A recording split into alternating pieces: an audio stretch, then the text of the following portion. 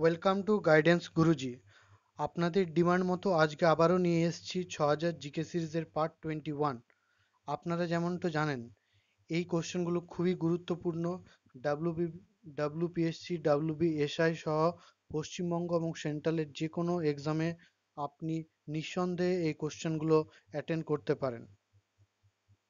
আর হ্যাঁ, এখানে আপনাদের 30টি কোশ্চেন আলোচনা করা হলেও আদতে আপনি দেখবেন যে আপনার ক্ষেত্রে মোট 60টি বা তারও বেশি কোশ্চেন এখানে আলোচনা করা হয়েছে, কারণ একটা কোশ্চেনের সাথে এর একাধিক এক্সপ্লেন আমরা একসঙ্গে করি। তাহলে কথা না বাড়িয়ে শুরু করছি আজকের প্রথম কোশ্চেন। ফার্স্ট কোশ্চেন, ভারতীয় সংবিধানের তৈরি হয়েছে কার দ্বারা? ভারতীয় সংবিধান তৈরি হয়েছে কার দ্বারা? অপশন এ পরিকল্পনা কমিশন, অপশন বি গণপরিষদ, অপশন সি রাষ্ট্রপতি, অপশন ডি কার্যনির্বাহী কমিটি। তাহলে অ্যান্সার কি হবে? ভারতীয় সংবিধান তৈরি হয়েছে অপশন বি গণপরিষদ, কনস্টিটিউশন অ্যাসেম্বলির দ্বারা। ভারতীয় সংবিধান তৈরি হয়েছে অপশন বি কনস্টিটিউশন অ্যাসেম্বলির দ্বারা। কনস্টিটিউশন অ্যাসেম্বলি গঠন করা হয়েছিল 1946 সালের নভেম্বর মাসে। কাইন্ডলি নোট করবেন। অ্যান্সার হবে গণপরিষদ। এই গণপরিষদ বা কনস্টিটিউশন অ্যাসেম্বলি গঠন করা হয়েছিল 1946 সালের নভেম্বর মাসে। এবং গণপরিষদ কার দ্বারা গঠিত হয়েছিল? আপনারা জানেন ক্যাবিনেট মিশন। ক্যাবিনেট মিশন দ্বারা গণপরিষদ গঠন করা হয়েছিল। তাহলে কি হবে? Cabinet mission. তাহলে এখানে আমরা মোট 3টি কোশ্চেন আলোচনা করলাম। চলে যাচ্ছি পরবর্তী কোশ্চেনে। 2 নাম্বার, ভারতীয় সংবিধান কবে গৃহীত হয়? এই কোশ্চেনটা আপনারা অনেকে অ্যান্সার জানেন। বলুন কি হবে? ভারতীয় সংবিধান কবে গৃহীত হয়? ভারতীয় সংবিধান গৃহীত হয় 1949 সালের 26শে নভেম্বর। ভারতীয় সংবিধান গৃহীত হয় 1949 সালের 26শে নভেম্বর। কিন্তু কার্যকরী যদি বলে কার্যকরী ইফেক্টিভ ফর্ম, তখন হবে 1950 সালের 26শে জানুয়ারি। তাহলে এক্ষেত্রে অ্যান্সার হবে অপশন সি। চলে যাচ্ছি নেক্সট কোশ্চেনে। ভারতীয় সংবিধান কবে থেকে কার্যকরী হয়েছে? ভারতীয় সংবিধান বলুন, এখনই অ্যান্সারটা বললাম।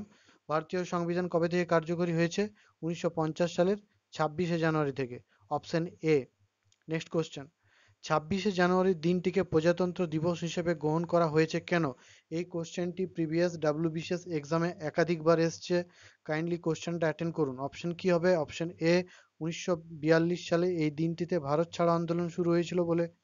অপশন বি, 1930 সালের এই দিনটিতে জাতীয় কংগ্রেস স্বাধীনতা দিবস হিসেবে ঘোষণা করেছিল বলে। অপশন সি, এটা একটা গুরুত্বপূর্ণ দিন বলে।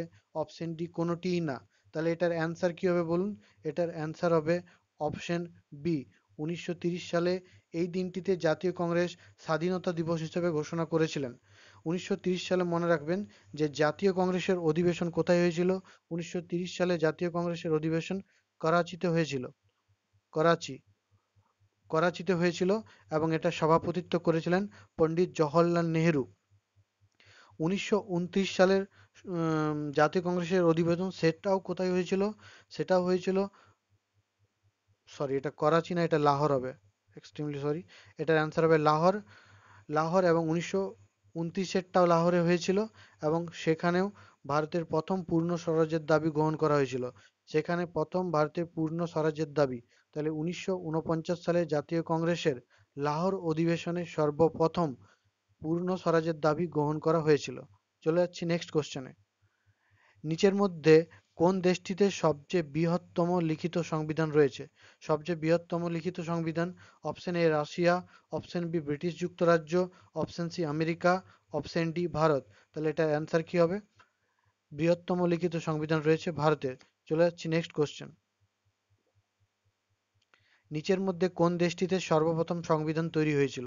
সর্বপ্রথম সংবিধান তৈরি হয়েছিল, অপশন কি হবে? Option C America.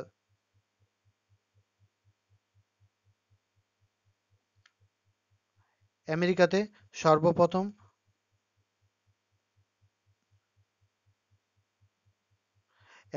আমেরিকাতে সর্বপ্রথম সংবিধান তৈরি হয়েছিল। মনে রাখবেন যে এই আমেরিকার সংবিধান থেকেই ভারতীয় সংবিধানের প্রিমেম্বেল কনসেপ্টটা অর্থাৎ প্রস্তাবনা এবং ফান্ডামেন্টাল রাইট অর্থাৎ মৌলিক যে আমাদের অধিকার সেইগুলো কিন্তু অ্যাডাপ্ট করা হয়েছে এবং ব্রিটিশ যুক্তরাজ্য থেকে ভারতীয় সংবিধানের বেশিরভাগ অংশ গ্রহণ করা হয়েছে। বিশেষ করে আমাদের সাংবিধানিক পরিকাঠামো। পরবর্তী কোশ্চেন, ভারতীয় সংবিধানে খসড়া কমিটির চেয়ারম্যান কে ছিলেন? ভারতীয় খসড়া কমিটির চেয়ারম্যান ছিলেন, আপনারা জানেন এটার বেশিরভাগই অ্যান্সার, এটার অ্যান্সার হবে বি আর আম্বেদকর। তাহলে ভারতীয় খসড়া কমিটি অর্থাৎ ড্রাফটিং কমিটির চেয়ারম্যান ছিলেন বি আর আম্বেদকর। এবং এই ড্রাফটিং কমিটির মোট মেম্বার কতজন ছিলেন? ড্রাফটিং কমিটির বলুন, এটার মেম্বার কতজন ছিলেন? মোট মেম্বার ছিলেন 7 জন। নেক্সট কোশ্চেন, ভারতীয় সংবিধানের কোন ভাষায় লেখা হয়েছে? অপশন এ শুধুমাত্র ইংরেজি, অপশন বি ইংরেজি এবং উর্দু, অপশন সি ইংরেজি এবং হিন্দি, অপশন ডি শুধুমাত্র হিন্দি। তাহলে ভারতীয় সংবিধান কোন ভাষায় লেখা হয়েছে? শুধুমাত্র ইংরেজি। অ্যান্সার হবে শুধুমাত্র ইংরেজি। নেক্সট কোশ্চেন, অশোক চক্রে কতকগুলি স্পোক রয়েছে? এটার অ্যান্সারটা আপনারা অনেকে জানেন। এটা কি হবে? Option A 8, option B 12, option C 16, option D 24। তাহলে এটার অ্যান্সার কি হবে? 24টা। ভারতীয় সংবিধানে যে অশোক চক্র রয়েছে ভারতীয় কনস্টিটিউশনে, সেখানে 24টি স্পোক রয়েছে। নেক্সট কোশ্চেন, স্বাধীন ভারতের প্রথম অর্থমন্ত্রী, স্বাধীন ভারতের প্রথম অর্থমন্ত্রী কে হবে? স্বাধীন ভারতের প্রথম অর্থমন্ত্রী ছিলেন আর ষণ্মুগম চেট্টি। কিন্তু এক্ষেত্রে মনে রাখবেন লিয়াকত আলী কি হবে? লিয়াকত আলী যে ইন্টেরিম গভর্নমেন্ট অর্থাৎ অন্তর্বর্তীকালীন ইন্টেরিম গভর্নমেন্ট যেটা গঠন করা হয়েছিল 1900, ইন্টেরিম গভর্নমেন্ট অর্থাৎ অন্তর্বর্তীকালীন যে সরকার গঠন করা হয়েছিল 1946-47 সালে, সেই অন্তর্বর্তী গভর্নমেন্টের অর্থমন্ত্রী ছিলেন লিয়াকত আলী। কিন্তু যদি বলে স্বাধীন ভারতের অর্থাৎ 1947 সালের পর, সেক্ষেত্রে হবে আর ষণ্মুগম চেট্টি। এবং ডক্টর রাজেন্দ্র প্রসাদ কি হবে? ডক্টর রাজেন্দ্র প্রসাদ হলেন স্বাধীন ভারতের প্রথম রাষ্ট্রপতি। নেক্সট কোশ্চেন, 1949 সালের 26শে নভেম্বর যেদিন ভারতীয় সংবিধান গৃহীত হয়েছিল, সেখানে ভারতীয় সংবিধানের ধারা কতকগুলো ছিল? অর্থাৎ 1949 সালের 26শে নভেম্বর যেদিন সংবিধান গৃহীত হয়েছিল সেদিন 388টি, 389টি, 395টি, 323টি। তাহলে বলুন এটার অ্যান্সার কি হবে? এটার অ্যান্সার হবে 395টি। ভারতীয় সংবিধানে সেদিন 395টি ধারা ছিল, বর্তমানে সেই ধারা বেড়ে হয়েছে 459টি। ঠিক আছে। ভারত কবে পূর্ণ সার্বভৌম রাষ্ট্র হিসেবে আত্মপ্রকাশ করে? সার্বভৌম মানে হচ্ছে সোভেরেন। সোভেরেন মানে কি? এটাও প্রিভিয়াস ইয়ারে কোশ্চেন দিয়েছে যে সোভেরেন কথার অর্থ কি। সোভেরেন কথার অর্থ হচ্ছে ভারতকে কেউ বাইরে থেকে কন্ট্রোল করতে পারবে না।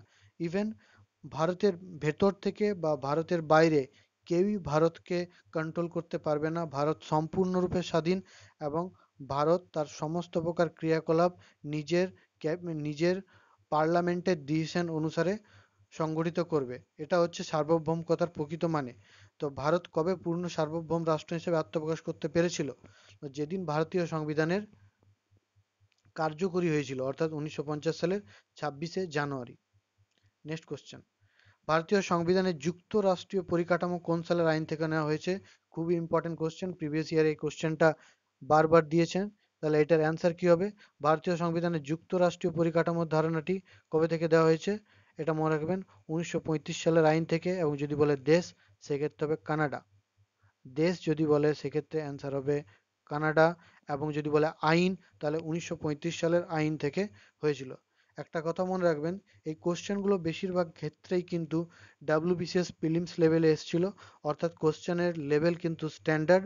তাই আপনারা এই 30টি কোশ্চেনের অন্তত যদি 15টিরও ওপর করতে পারেন এবং প্রিলিমসটাকে ক্লিয়ার করতে পারেন, তাহলে ভারতবর্ষের যে কোনো এক্সাম আপনি ক্লিয়ার করতে পারবেন। তাহলে আপনি এটা মেক শিওর করুন যে আপনি এই কোশ্চেনগুলো অন্তত কমপক্ষে 15 থেকে 20টি কোশ্চেন অ্যাটেন্ড করতে পারছেন। এবং যাদের কোশ্চেন অ্যাটেন্ডের সংখ্যা ঠিক 20টিরও বেশি, তাদের প্রিপারেশন খুবই ভালো। ঠিক আছে, আমরা চলে যাচ্ছি নেক্সট কোশ্চেন। ভারতীয় সংবিধান তৈরির ক্ষেত্রে নিম্নলিখিত কোন আইনটি সবচেয়ে বেশি জরুরি ছিল? অর্থাৎ ভারতীয় সংবিধানের যে মেজর মেজর আইন, সেটা বেশিরভাগ অংশ মানে কোনখান থেকে নেওয়া হয়েছে? তাহলে এটা অ্যান্সার হবে 1935 সালে ভারত শাসন আইন। এই কোশ্চেনটিও প্রিভিয়াস ইয়ারে অনেকবার এসেছে। ঠিক আছে, আমেরিকার সংবিধান থেকে ভারতীয় সংবিধানে বললাম কি কি মৌলিক অধিকার, মৌলিক অধিকার, ভারতের সুপ্রিম কোর্টের কনসেপ্ট, সুপ্রিম কোর্টের বিচারপতি অপসারণের পদ্ধতি, প্রিমেম্বেল প্রস্তাবনা, এই সমস্ত বিষয়গুলিকে আনা হয়েছে। রাশিয়া থেকে কিনে হয়েছে 5 ইয়ার প্ল্যান অর্থাৎ পঞ্চবার্ষিকী পরিকল্পনা, ফান্ডামেন্টাল ডিউটি অর্থাৎ মৌলিক কর্তব্য, এই সমস্ত বিষয়গুলি রাশিয়া থেকে নেওয়া হয়েছে। চলে যাচ্ছি নেক্সট কোশ্চেন।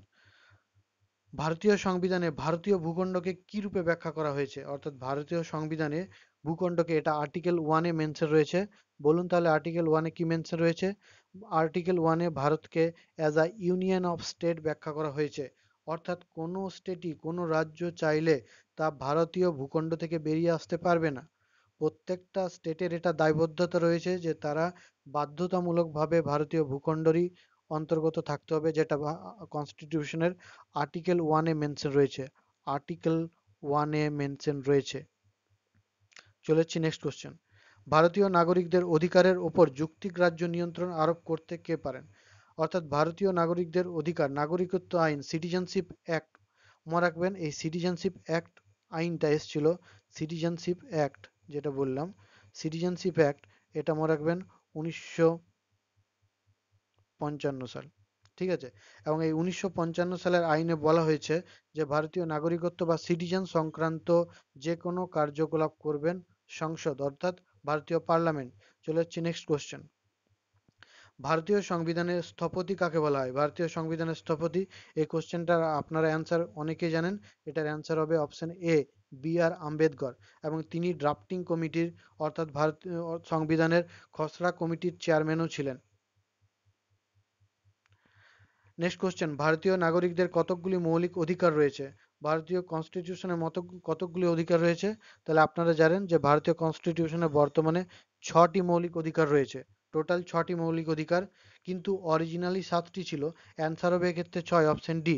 কিন্তু অরিজিনালি যখন শুরু হয়েছিল তখন ছিল 7টি, যেটা আর্টিকেল 31, বর্তমানে যেটা আর্টিকেল 31, অর্থাৎ সম্পত্তির অধিকার, সেটাকে মৌলিক অধিকার থেকে বাদ দেওয়া হয়েছে। কবে বাদ দেওয়া হয়েছে? 1978 সালের 44th অ্যামেন্ডমেন্ট অ্যাক্ট, 1940 সালের 4th অ্যামেন্ডমেন্ট অ্যাক্টে বাদ দেওয়া হয়েছে, মনে রাখবেন 1978 সালের 44th অ্যামেন্ডমেন্ট অ্যাক্টে বাদ দেওয়া হয়েছে। এবং বর্তমানে এটাকে অ্যাজ আ লিগাল রাইট হিসেবে আর্টিকেল 300A তে রাখা হয়েছে। এটা বর্তমানে আর্টিকেল 300A তে রাখা হয়েছে। আমি আবারও রিপিট করছি, ভারতীয় সংবিধানের মৌলিক অধিকার বর্তমানে রয়েছে 6টি, অরিজিনালি ছিল 7টি। এটা 1978 সালের 44তম অ্যামেন্ডমেন্ট অ্যাক্টে, অর্থাৎ সংশোধনের মাধ্যমে এটাকে সরিয়ে দেওয়া হয়েছে। এবং এটা সম্পত্তির অধিকার ছিল, সম্পত্তির অধিকার, যে সেভেনতম সম্পত্তির অধিকার আর্টিকেল 31-এ মেনশন রয়েছে। বর্তমানে এটাকে মৌলিক অধিকার থেকে সরিয়ে, মৌলিক অধিকার থেকে সরিয়ে আর্টিকেল 300A তে অ্যাজ আ লিগাল রাইট হিসেবে রাখা রয়েছে। চলে যাচ্ছি নেক্সট কোশ্চেন। একমাত্র ভারতীয় নাগরিকদের জন্য যে মৌলিক অধিকার ভোগ করতে পারেন, অর্থাৎ মনে রাখবেন যে ভারতীয় সংবিধানের যে মৌলিক অধিকারগুলো রয়েছে, সেই মৌলিক অধিকারগুলো সবই ভারতীয় নাগরিক ভোগ করতে পারলেও বিদেশি নাগরিক সেগুলো ভোগ করতে পারে না। তাদের কাছে কিছু রেস্ট্রিকশন রয়েছে, যেমন article 15, article 16, article 19, article 29, article 13। আবার বলছি article 15, article 15, article 16, article 19, article 29 এবং আর্টিকেল 30। এইগুলো কিন্তু যারা বিদেশি সিটিজেন রয়েছে, যারা ভারতে এসছে বিদেশি নাগরিক, তারা কিন্তু এই আর্টিকেলগুলোর অধিকার পায় না। সেই হিসাবে আপনি যদি দেখেন যে আর্টিকেল 16 যদি আপনার জানা থাকে, তাহলে সরকারি চাকরির সমান সুবিধা, এটা কিন্তু যারা ভারতের নয় তারা সেই সুযোগ কিন্তু পান না। ঠিক আছে, আপনি এটা শিওর করবেন যে আপনি যেন ভারতীয় নাগরিকদের যে মৌলিক অধিকার রয়েছে আর্টিকেল 12 থেকে 35, আর্টিকেল 12 থেকে 35 যে মৌলিক অধিকারগুলো রয়েছে সেগুলো ক্লিয়ারলি মুখস্থ করবেন। এইগুলো আর্টিকেল থেকে সরাসরি পরীক্ষায় কোশ্চেন এসে থাকে। চলে যাচ্ছি নেক্সট কোশ্চেনে। সংবিধানের 51 নম্বর ধারায় মৌলিক কর্তব্যের মধ্যে কোন বিষয়টি পড়ে না? সংবিধানের 51 এতে, মনে রাখবেন সংবিধানের 51 এতে মৌলিক কর্তব্যগুলো রয়েছে। এবং বর্তমানে আমাদের মৌলিক কর্তব্যের সংখ্যা কত? 11টা। বর্তমানে আমাদের মৌলিক কর্তব্যের সংখ্যা কত? 11টা। তো এই 11টার মধ্যে কোনটা পড়ছে না? তো মনে রাখবেন ধর্মনিরপেক্ষতা, ধর্মনিরপেক্ষতার কথা কিন্তু এই 11টা মৌলিক কর্তব্যের মধ্যে ব্যাখ্যা করা নেই। ঠিক আছে, চলে যাচ্ছি নেক্সট কোশ্চেন। 1949 সালের 26শে নভেম্বর ভারতীয় সংবিধান গৃহীত হয় কার নামে? গৃহীত হয় কার নামে? কোশ্চেনটা শুনুন। ভারতীয় সংবিধান বলছে গৃহীত হয় কার নামে? 1949 সালের 26শে নভেম্বর ভারতীয় সংবিধান গৃহীত হয় কার নামে? না, ভারতীয় জনগণের নামে গৃহীত হয়। এবং যদি বলে কার দ্বারা গৃহীত হয়, তখন হবে কনস্টিটিউশন অ্যাসেম্বলি বা গণপরিষদ। কনস্টিটিউশন অ্যাসেম্বলি বা গণপরিষদ কর্তৃক গৃহীত হয়। ঠিক আছে। আর কার নামে গৃহীত হয়েছিল? ভারতীয় জনগণের নামে। নেক্সট কোশ্চেন, সংবিধানের উভয় কক্ষের যৌথ অধিবেশনকে আহ্বান করেন? তাহলে অত্যন্ত ইম্পর্টেন্ট কোশ্চেন, এই কোশ্চেনটার অ্যান্সারটা বলুন কি হবে? তাহলে সংবিধানের যৌথ অধিবেশন আহ্বান করেন রাষ্ট্রপতি।